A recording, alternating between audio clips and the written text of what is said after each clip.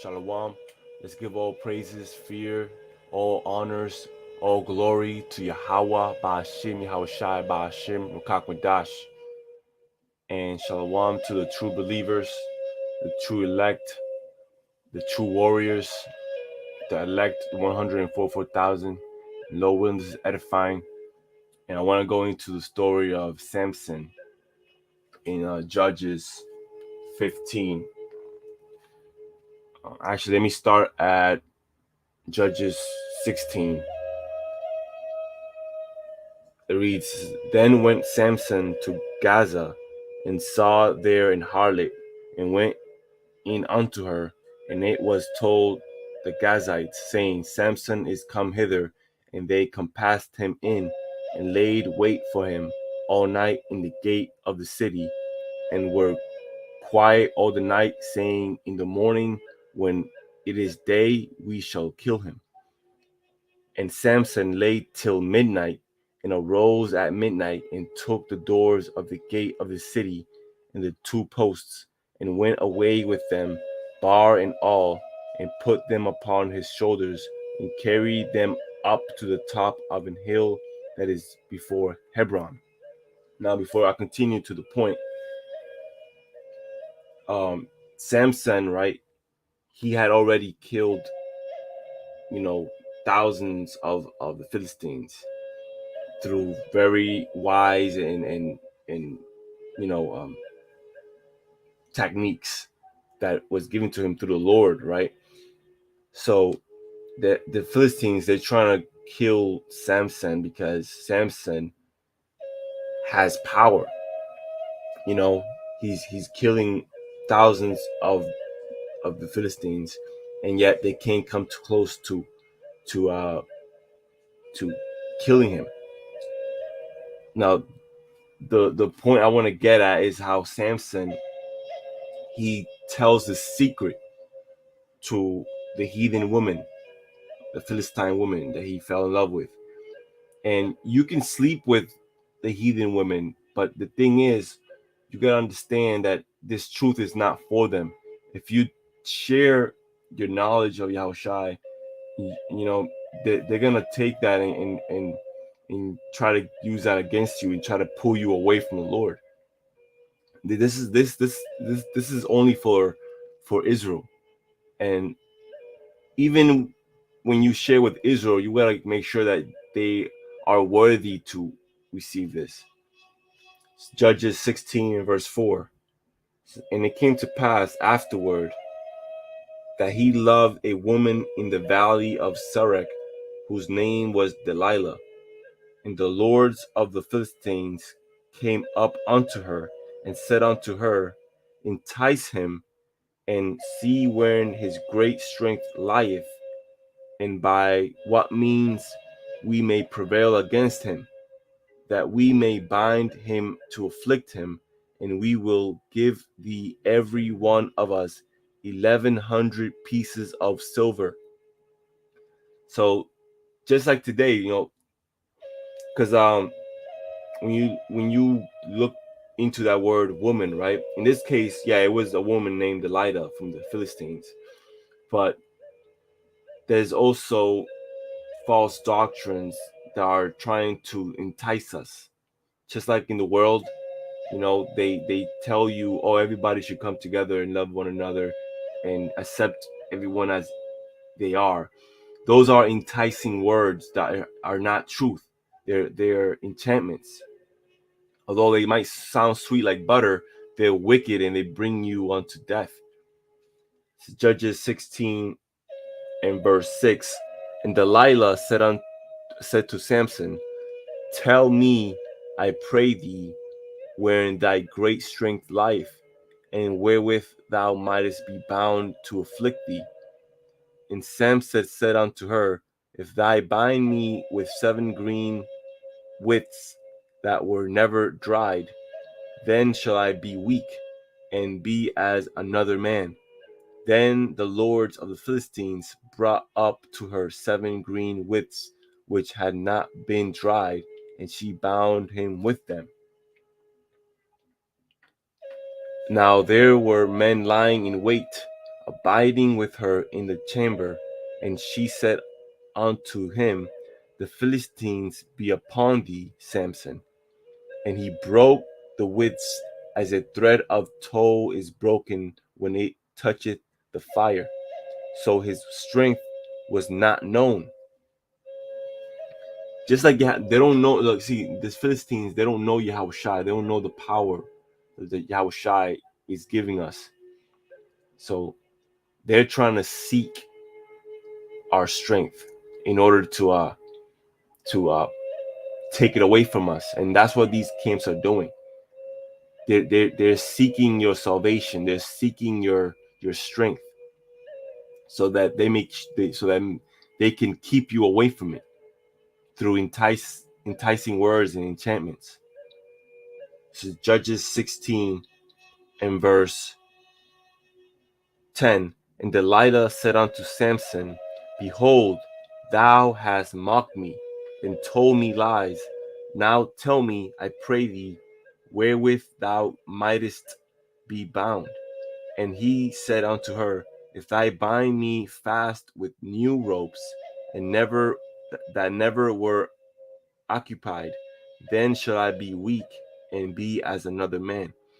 And Delilah therefore took new ropes, and bound him therewith, and said unto him, The Philistines be upon thee, Samson. And there were liers in wait, abiding in the chamber, and he broke them from off his arms like a thread. Before I continue, right, we see here that Samson, right, he's lying to the heathen woman, Delilah, right? He hasn't told the truth yet of his strength. But this is symbolic, because we know that eventually he tells her that it's his braids, or his locks, right? His braids, that he cannot cut his braids off because that's going off. But it's also symbolic in general, going off in general. Our people, they go off just to get along with the heathen. Our people, they go off and they cut off the Lord just to get along with the heathen, right? And that's what's going on right here. You see, if you look at through the lenses of the spirit, you know, Samson, he fell in love with this heathen woman, and he wanted her to abide with him. But we need to understand that we need to keep the Lord, and if anything is trying to get between, we need to get rid of it.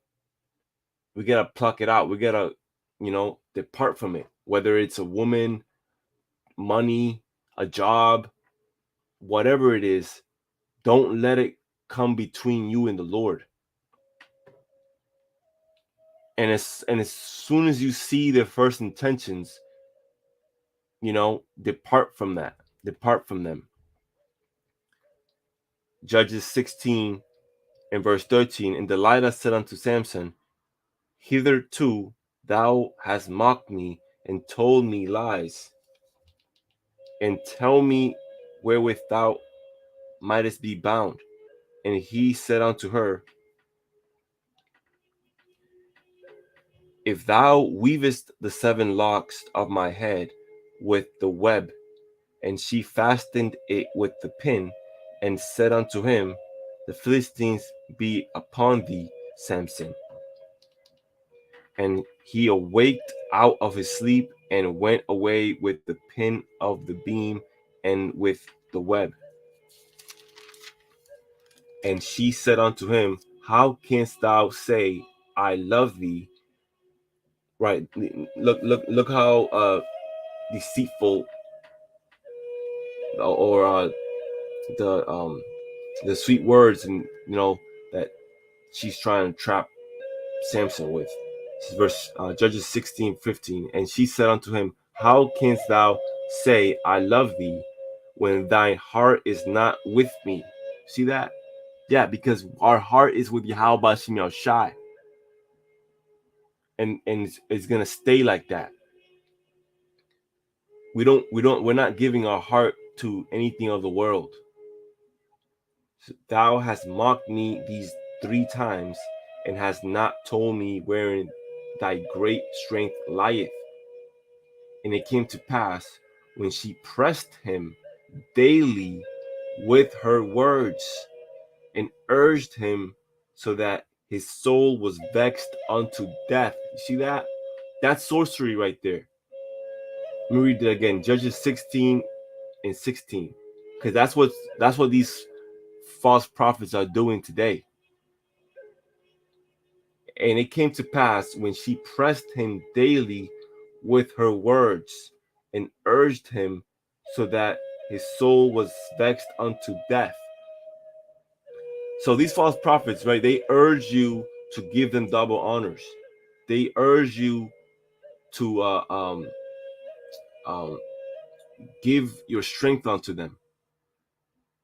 You see, and that's what vexed is. It's taking the encouragement, it's taking the confidence that we have in Yahushua, and it's bringing them unto death. Verse 17, that he told her all his heart. You see that? This is what that means. That he told her all his heart. He told actually let me get that word, that meaning, because heart means inner man, what you have in you. And I got the definition here, looked it up, and it says inner man, mind, will, heart, understanding.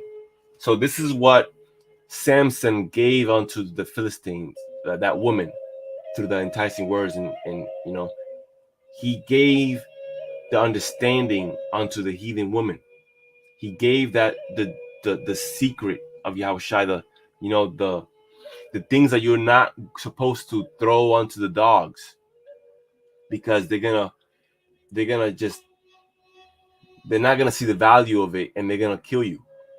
And that's what guys are doing out here. They're telling the secrets to the heathens and to the world. You see, when this is a secret thing, this is a private thing. That's why they're far away from the love of Yahushua, and at this point they're in a separate covenant with the world and men. Let me continue. Let's see. Right, it says inner man, mind, will, heart, understanding, conscience,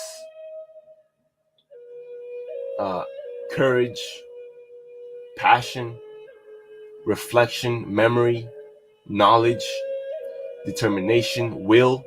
This is what Samson gave up. You see, this is why he lost the strength. He lost that power. Judges 16 and verse 17 says that he told her all his heart, and said unto her, there hath not come a razor upon my head. For I see in who's our head? Yahweh Shemel Shai. You see, and no razor has come and no razor won't come upon our head, because we're not cutting off our head. We're not cutting off Yahweh Shemel Shai. Says there hath not come a razor upon my head, for I have been a Nazarite unto Yahweh Shemel Shai from my mother's womb. If I be shaven, then my strength will go from me, and I shall become weak and be like any other man. And when Delilah saw that he had told her all his heart, she sent and called for the lords of the Philistines, saying, come up this once, for he hath showed me all his heart. Then the lords of the Philistines came up unto her and brought money in their hand, and she made him sleep upon her knees. See that? Judges 16:19. It says, and she made him sleep upon her knees. What is that symbolic to? That means when you go to sleep, that means you're not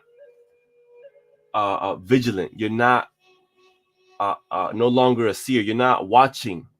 You see? And she called for a man, and she caused him to shave off the 7 locks of his head.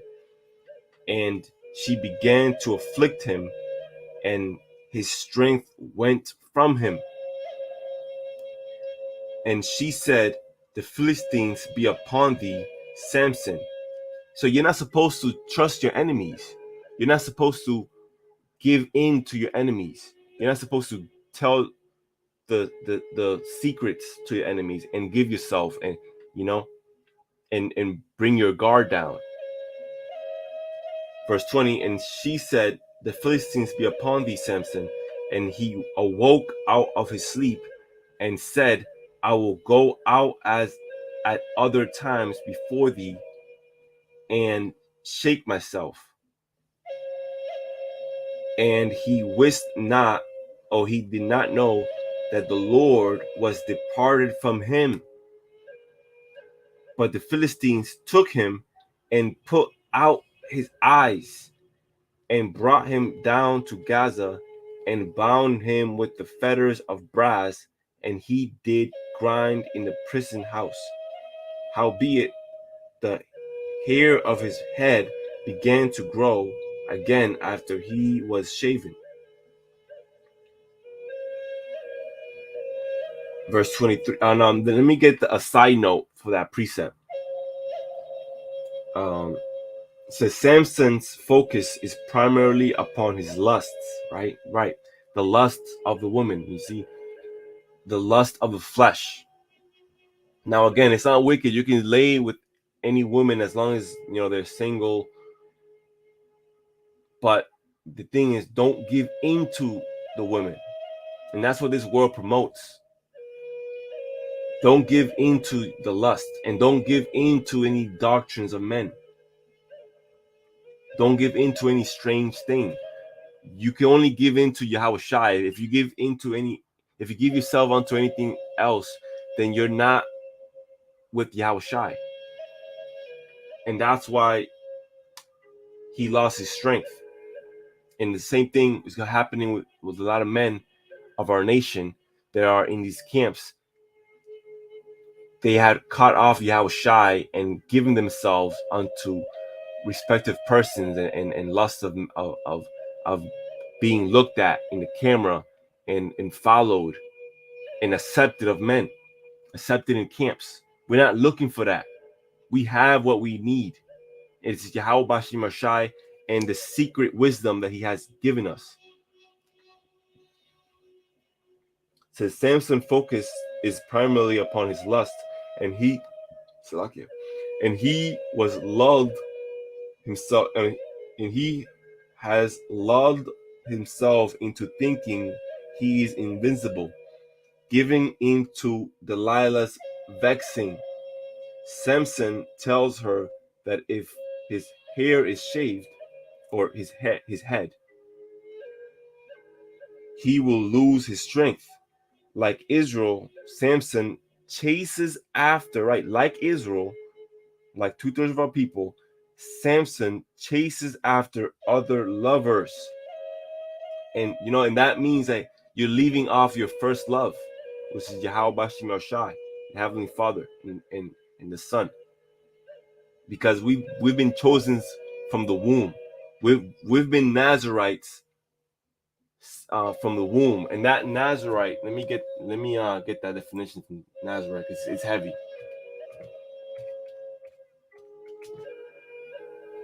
It means followers of Yahweh Shai, but also rejected of the world. Let me get that.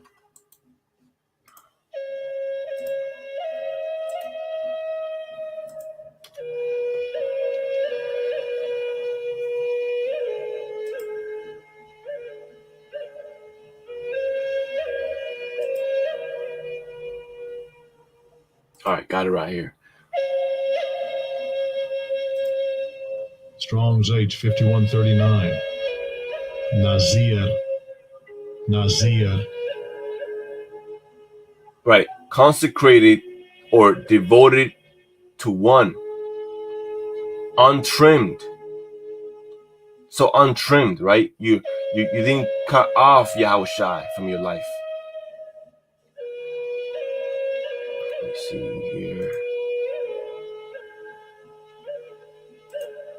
Strong's H 5144. Nazir. Nazir. To dedicate, consecrate, separate, dedicate oneself, devote oneself, to keep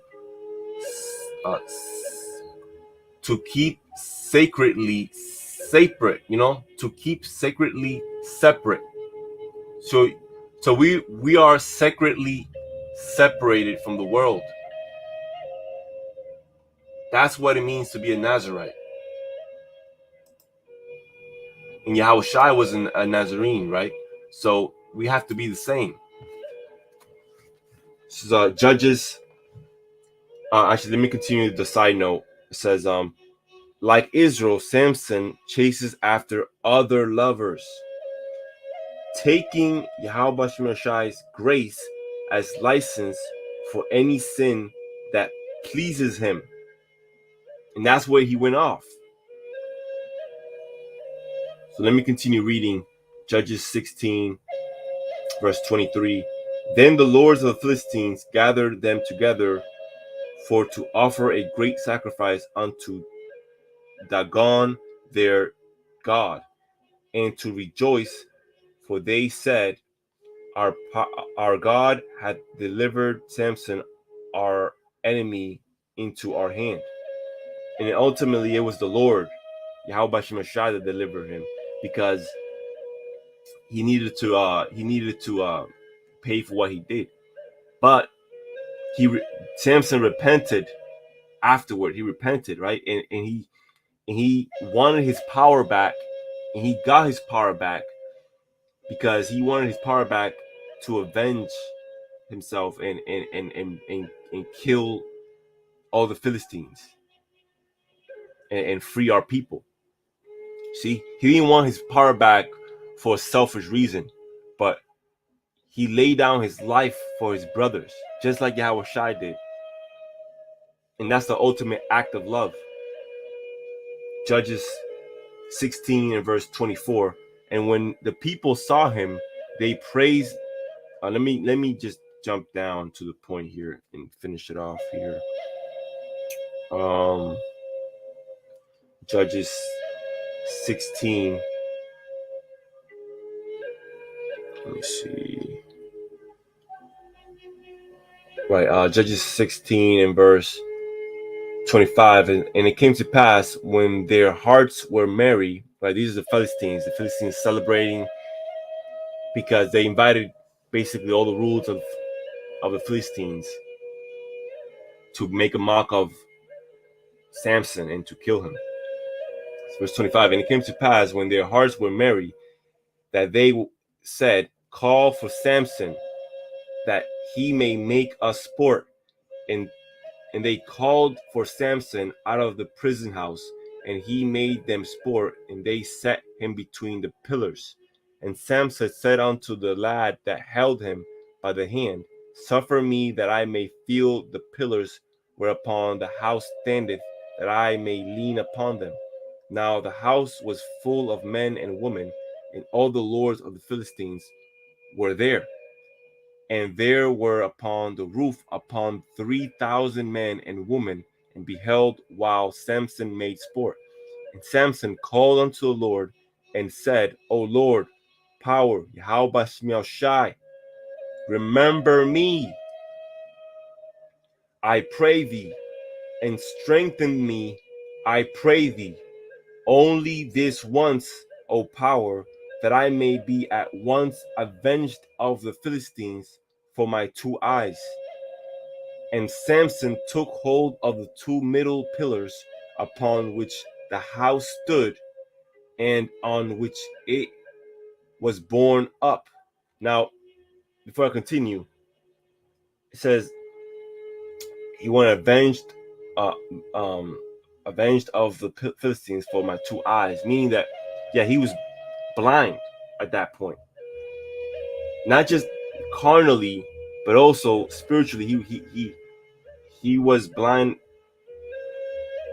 through that lust of the flesh and wanting that woman, and wanting to please the Philistine woman, and leaving off the first love, and giving into that woman. You're not supposed to,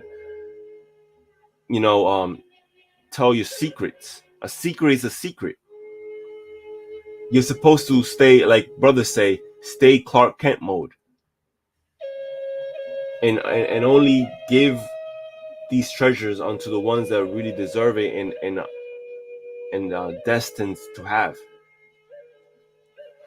Now let me finish off. It says, verse 29, and Samson took hold of the 2 middle pillars, and which was upon the house of, which was upon the Samson took hold of the 2 middle pillars upon which the house stood, and on which it was borne up, of one which his right hand, and of the other with his left. And Samson said, let me die with the Philistines.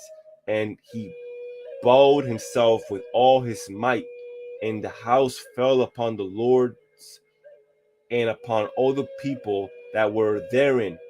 So the dead which he slew at his death were more than they which he slew in his life. Then his brethren and all the house of his father came down and took him and brought him up and buried him between Zorah and Eshtaol in the burying place of Manoah his father. And he judged Israel 20 years. So the point that I wanted to bring out is like we just saw, right? It's like we just read. The Lord is, you should not cut off the Lord. You should not cut off your head. You should not go off and choose something else of the world. And that's what guys are doing. And this is the last chance where guys are able to repent and fight the good fight of faith, and continue killing these demonic spirits in high places. Let me get one more precept here in Jeremiah. Let me start from the top. Jeremiah 17:1. The sin of Judah is written with a pen of iron, and with the point of a diamond. It is graven upon the table of their heart, and upon the horns of your altars. Right, because the altar of these 2/3, they have horns, because they're devils. They're sacrificing unto a God they don't even know. Verse 2, whilst their children remember their altars and their groves by the green trees upon the high hills, O mountain in the field, I will give thy substance and all thy treasures to the spoil, and thy high places for sin, throughout all thy burden, throughout all thy borders. And thou even thyself shalt discontinue from thine heritage, and that I gave thee, and I will cause thee to serve thy enemies in the land which thou knowest not. For ye have kindled a fire in my anger, which shall burn forever.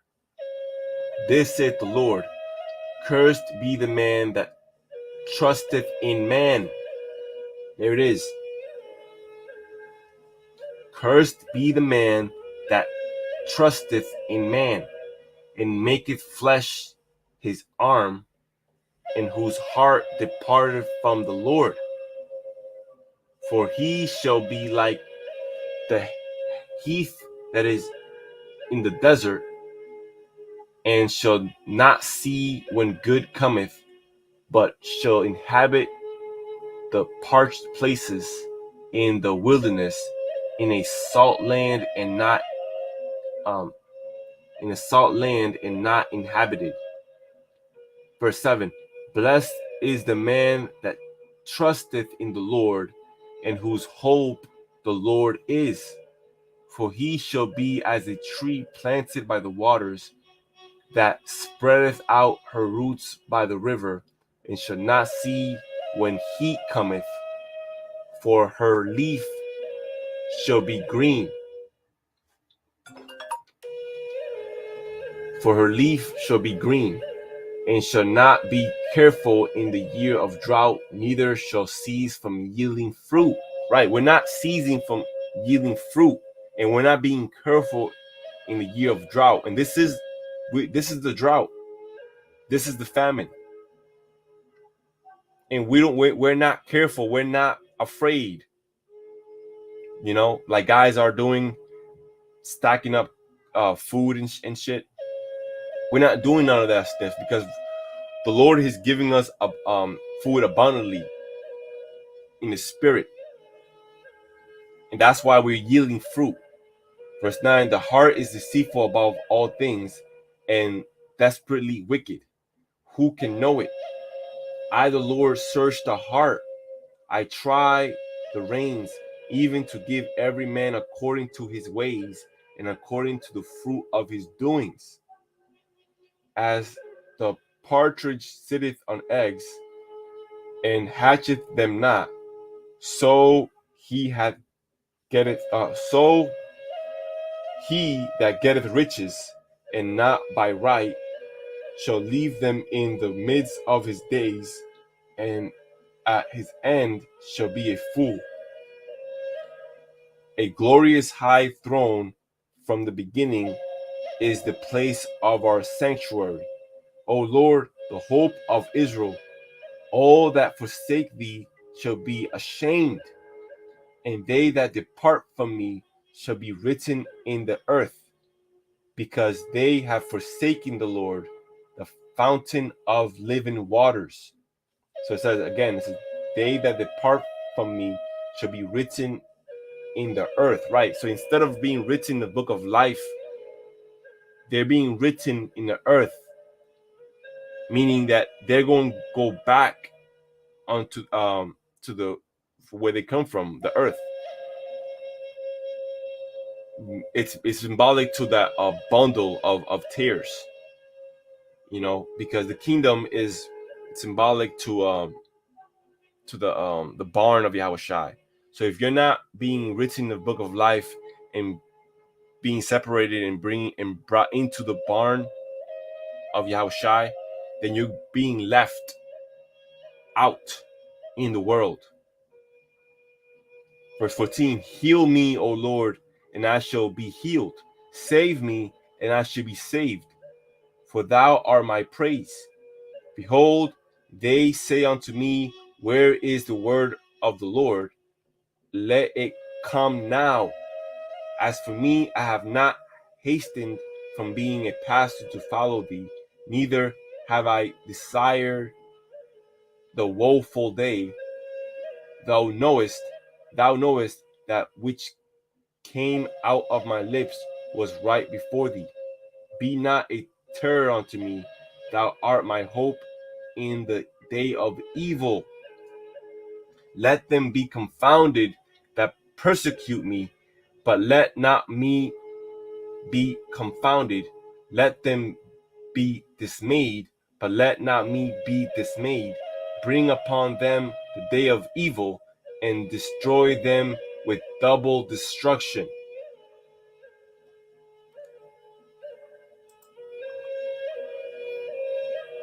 So you brothers, keep your head and keep your first love. And that's all you need. You don't need anything else of the world. Just continue growing in Yahushai and glorify him. Glorify him for the mercy that he's given us, for the treasures that he's given us, the secret and the wisdom. And with that, let's give all praises, fear, and glory and honors to Yahweh, Ba'ashim, Yahushai, Ba'ashim, Rokakwadash, Baba Ball, kingdom's thy hand, repent or die. And peace to you, brothers. Pray for one another. Shalom.